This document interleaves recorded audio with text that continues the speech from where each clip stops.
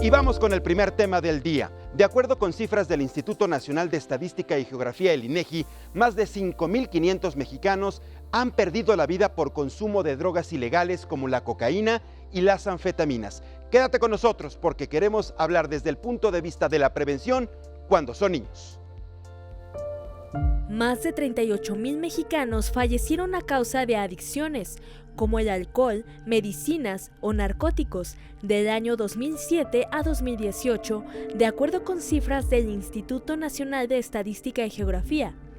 De estas muertes, al menos el 14.5% están relacionadas con el consumo de sustancias ilegales como la cocaína y las metanfetaminas. Para instituciones de salud y especialistas, la prevención en el consumo de sustancias adictivas inicia desde etapas tempranas y está sumamente relacionada con las conductas familiares. Los padres y miembros cercanos de la familia tienen una influencia importante sobre las decisiones de los hijos para no consumir drogas o productos adictivos, y aún más, ya que es en la infancia y en la adolescencia cuando estas sustancias empiezan a ser de fácil acceso. En México, la edad promedio en la que los jóvenes comienzan a consumir drogas oscila entre los 12 a 15 años, siendo los más consumidos el alcohol, los inhalables, el tabaco y la marihuana.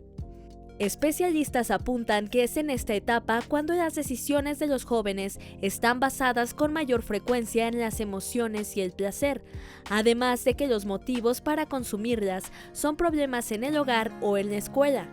Al ser los padres la figura de autoridad durante la infancia y adolescencia, empieza con ellos promover una influencia que los prevenga de las afectaciones que causan las adicciones. Sin embargo, a pesar del apoyo que genere la imagen familiar, no hay garantía de que el joven se aleje de las drogas, pero se puede brindar orientación y reglas claras, así como fomentar tiempo en familia y actividades extracurriculares para que los hijos se mantengan lejos de contextos inseguros. Código Salud. Importante que te quedes con nosotros, eres padre de familia, eres adolescente, también eres joven, en estos momentos estás atendiendo este programa. Quiero que te quedes con nosotros porque precisamente el tema de la drogadicción no es un tema nuevo, pero llama mucho la atención el hecho que cada vez a menor edad sean quienes comiencen, los niños, los jóvenes, los adolescentes, a probar las drogas. Y esto a la larga, además de generar una adicción, pues tiene una serie de consecuencias para la salud y es un problema de salud pública en nuestro país. Quiero agradecer a nuestra invitada el día de hoy, a la doctora Sofía Díaz Pizarro. Ella es especialista en Neuromindfulness, ella es neurocoach y también es especialista en maternidad y paternidad consciente. Su presencia aquí con nosotros en Código Salud para entrar a detalle en este tema. Sofía, bienvenida, muchísimas gracias por estar con nosotros. Gracias por tenerme aquí, es un placer. Al contrario, ayúdanos a entender y sobre todo a la gente que nos está viendo en estos momentos, que sabe que existe la drogadicción, sabemos que existen las drogas, que son de fácil acceso en realidad. Mucho. Claro, muy. Esto llama mucho la atención, pero ¿qué podemos hacer para que desde niños, desde jóvenes, las rechacemos? Correcto. Como dices, es muy fácil hoy llegar a ellas y hay siempre gente buscando a la gente vulnerable para darles la droga por el gran negocio que representa. Entonces, es indispensable que como papás sepamos que una de las principales razones por la que la gente, niño, grande, adulto, consume drogas es porque buscamos una fuga emocional. Sentimos dolor, no sé cómo experimentar, cómo contenerme, cómo sentir una emoción negativa. Y en la etapa de la adolescencia, cuando está habiendo tantos cambios en el cerebro de los niños, están empezando a buscar su identidad, están empezando a separarse de nosotros y empezar a tener una mucho mayor influencia de su mundo exterior, de sus compañeros de clase. En ese momento, si tienen heridas de su infancia, si han sufrido una desconexión emocional y de comunicación con sus papás, quiere decir que están desconectados de sí mismos. Va a haber dolor y como no va a haber una comunicación con mamá o papá, una confianza para hablarte lo que siento, si llega un compañero y me dice, mira, prueba esto, te vas a sentir de maravilla. Si mi autoestima es baja porque tuve una infancia difícil y resulta que el amiguito que es el el que todos quieren ser como él, es el que llega y me lo ofrece, voy a ser muy vulnerable en aceptar y en decir que sí. Entonces, la vulnerabilidad viene desde casa. La vulnerabilidad. Y estamos hablando de que también es una familia vulnerable porque tiene problemas, Correcto. tiene pleitos, Correcto. a lo mejor es una familia que viene de una separación, ya no están juntos el papá y la mamá. Correcto. Pero yo creo que también todo arranca en el conocimiento del tema. A lo mejor una familia fuerte que no habla del tema también es una familia vulnerable. Desde luego, todos somos vulnerables porque podemos partir de entender por qué ha cambiado tanto la manera de educar. Es la primera etapa en el mundo donde realmente hablamos y profundizamos en cómo educar a los niños. Antes quizá le preguntabas a tu mamá, a la abuelita y repetíamos patrones de educación. Hoy en día ha cambiado muchísimo a partir de la psicología positiva y a partir de la neurociencia, que empezamos a entender la gran importancia que tiene la infancia en el resto de la vida de las personas. Hemos hablado del subconsciente humano, se forma los primeros 7 años de vida y en la adolescencia vuelve a haber otro cambio importante. Entonces, lo más importante es entender que cuando educamos a través del dolor, cuando educamos a través de la manipulación, sin considerar las emociones y los anhelos y la individualidad de nuestros hijos, estamos creando una separación de ellos con nosotros y de ellos con ellos mismos. Entonces, independientemente si tengo un hogar roto, si tengo una familia que parece que es preciosa, si mis hijos me obedecen o no me obedecen, entender que cuando educamos con tácticas de control a través del miedo, entonces estamos guiando a nuestros hijos a que el desarrollo de su cerebro no sea un cerebro integrado, no están integradas sus emociones, su parte de poder hacer sentido de las cosas que pasan, no están creciendo sintiéndose aceptados y valorados por sí mismos y vistos. Entonces, ¿qué hay que hacer? Si yo educo a mis hijos a través del grito, el regaño y el castigo, que seamos honestos, en un corto plazo me funciona. El niño va a decidir cooperar conmigo porque tengo miedo a una cosa muy importante. Tengo miedo a sentirme desconectado de ti mamá, de ti papá, que eres la fuente primordial de mi supervivencia emocional, física, de todo, ¿no? De todo, sí. Entonces el niño va a decidir, ok, voy a hacer caso porque tengo miedo a desconectarme de ti. Pero no los vamos a guiar en este proceso de entendimiento del por qué las cosas. Y conforme ese miedo va creciendo, voy aprendiendo a desconectarme de mis emociones. Si cada vez que un niño se enoja, dices, no, aquí no, vete a tu cuarto, vete a procesar tu berrinche allá, o no te quiero cerca, o los estamos negando sus emociones, porque yo no sé como papá cómo lidiar con todo lo que siento y con todo lo que mi hijo me refleja. Entonces ese niño va a crecer desconectado y negando también esas emociones. Y la realidad es que como humanos vivimos en un arcoíris de emociones lleno de matices grises, blancos y negros. Y si aprendemos a aceptarlas, esto que siento se llama enojo, esto que siento se llama soledad, esto que siento se llama frustración. ¿Y qué crees? Pasa, es válida. Mi mamá y mi papá me aceptan, me acompañan, me limitan el acto. O sea, ¿cómo voy a expresar mi emoción si tenemos que guiarlos? Estás enojado y lo entiendo y se vale estar enojado, pero no voy a permitir que le pegues al perro. Esta parte es bien importante porque estamos hablando de una fase del paso de la niñez a la adolescencia, que es exactamente, dicen los neurocientíficos, que es la parte en la que el cerebro todavía no termina de formar esas zonas donde pueden decidir y donde pueden decir sí o no a determinadas cosas. Correcto. Por eso es muy importante que los padres de familia entiendan esta fase y los vayan guiando, porque también yo me imagino que tanta restricción, tanta negación puede también llevar a lo contrario, a la reacción opuesta. Claro. ¿Me lo prohíbes? Lo hago. Claro, y más en la adolescencia. Pasa un poco en la época de los berrinches, pero como todavía dependen tanto de nosotros, ceden. Entonces, en la adolescencia, si me lo estás prohibiendo y no me ayudas a entender por qué, no me ayudas a hacer este examen de introspección. O sea, me estás diciendo que no, pero dime por qué no. Dime por qué no. Esa es la razón. Exacto, dime por qué no, ayúdame a entenderlo y negociemos. Es bien importante negociar con los niños porque entonces se siguen sintiendo anclados en su poder, siguen sintiendo yo valgo, tengo poder y si sé que tengo poder, no voy a buscar la rebeldía por buscarla. Cuando realmente para mí como adolescente, como niño es importante algo, como papás hay que buscar entenderlos y buscar el sí. Si es algo que les va a hacer daño, etcétera, obviamente no, pero explicarles por qué no. Buscar un terreno común donde puedo entender tus necesidades, las valido y cuando puedo acceder a ellas, lo voy a hacer. Cuando no, te voy a explicar por qué no. Y es bien importante esto que dice Sofía, porque malinterpretamos luego los padres de familia que esto que te estoy diciendo no es negociable. Pero nos estás diciendo, Sofía, que sí se vale negociar. Claro. Y con esto no le estamos quitando la autoridad al papá. Esto hay que entenderlo, porque luego el papá piensa que como estoy negociando contigo, te voy a permitir hacer cosas, entonces me restas autoridad. Claro. El papá nunca va a perder autoridad, ¿cierto? Aunque negocie con el niño. Nunca, nunca.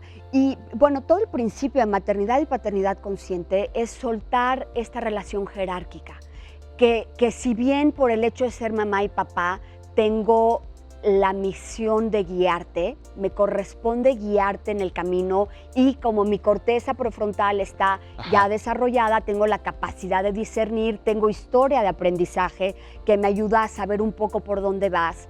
La gran diferencia es que te voy a ir guiando en el comportamiento, pero siempre voy a permitir que experimentes tus emociones. Entonces sí, no tengan miedo, porque cuando lo hacemos a través de voy a perder mi autoridad, ¿de dónde viene?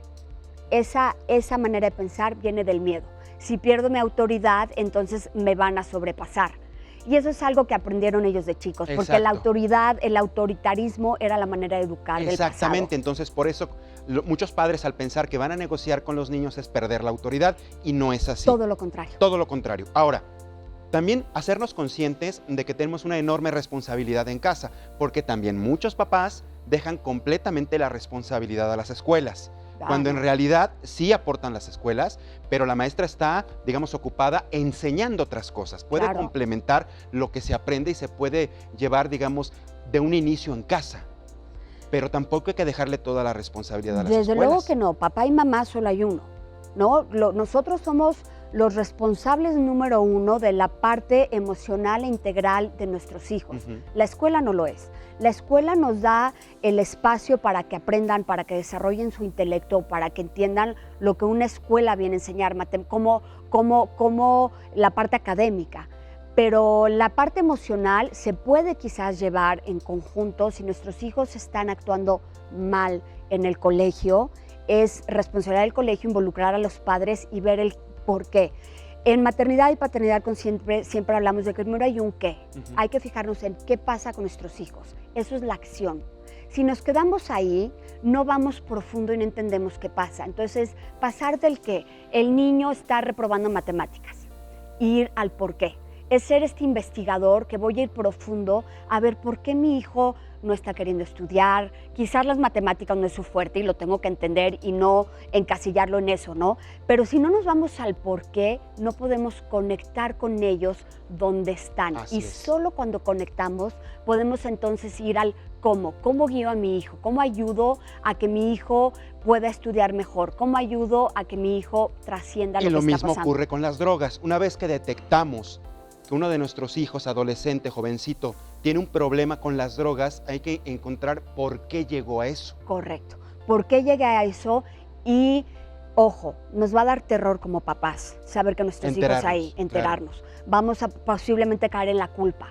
Y si caemos en la culpa, no vamos a actuar como debemos de actuar.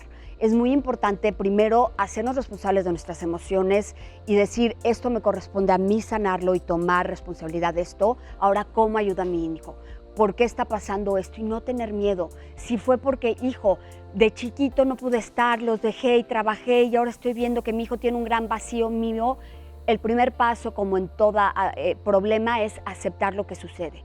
Para de ahí buscar cómo enmendar. Y siempre va a ser a través de la conexión. Acepto lo que mi hijo me dice sin juicio. Acepto, mamá, es que tú fuiste primero que desahoguen lo que sienten. Que saquen todo, y que se sientan escuchados. Y como papá me hago responsable de lo que estoy sintiendo. Y pedir ayuda. Claro.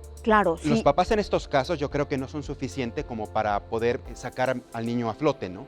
hay que acercarse con los especialistas para que los ayuden a tener una respuesta favorable en el niño. Yo creo que es muy importante. Ya cuando llegamos a un punto donde están las drogas de por medio, es muy importante pedir ayuda y alguien que los vaya a guiar, no desde lo que para mí es la psicología tradicional, que es a través del control. Alguien que los pueda guiar a realmente volver a conectar con sus hijos y que ellos, a ver, cuando no hay dolor, no hay fuga emocional.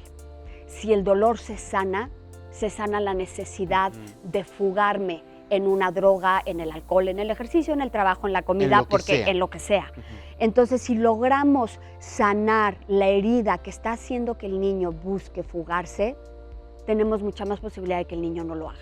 Si alguien crece anclado en el amor propio, en sentirse tan íntegro, tan amado, tan especial, nunca lo va a hacer. Todos hemos buscado una fuga alguna vez. ¿Cuántas veces el famoso saco el cartón de helado del refri, ¿no? Porque corté con el novio, con el esposo, por lo que sea, me corrieron del trabajo.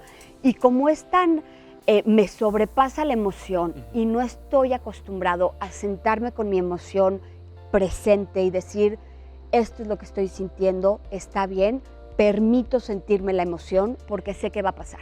Entonces, como es tan grande ese dolor, voy y busco cómo fugarla. Algo muy sencillo, el helado. Pero ya conforme se va creciendo el dolor y no lo resuelvo, podemos acabar en adicciones peores, que hacen más daño a nuestra salud. Y mira, yo agradezco de verdad, Sofía, el que nos vengas a platicar desde este punto de vista, ¿no? Porque finalmente, cuando se habla de adicciones, pues se habla de políticas públicas, se habla de qué se está haciendo mediante, por ejemplo, decisiones con los tomadores de políticas específicamente, si hay campañas de prevención o no las hay, qué tanto influyen las redes sociales, ahora el internet, que sí, todo eso está muy bien. Y hace falta avanzar todavía, porque cada vez estamos viendo que son más niños quienes ingresan al consumo de drogas teniendo 11, 12, 13 años. Es increíble cuando antes a esa edad estás concentrado en otras cosas. Claro, bueno, desgraciadamente. Qué bueno que enfoques esto desde este punto de vista porque nos ayudas a entender cómo podemos afrontar, primero prevenir, sí, que eso es más importante. Importante. Pero si ya ocurrió, ¿cómo lo afrontamos? Claro, claro. Saber qué hacer. Saber qué hacer. Saber que todo mal comportamiento, todo tema que tenga que ver con adicciones es una fuga emocional.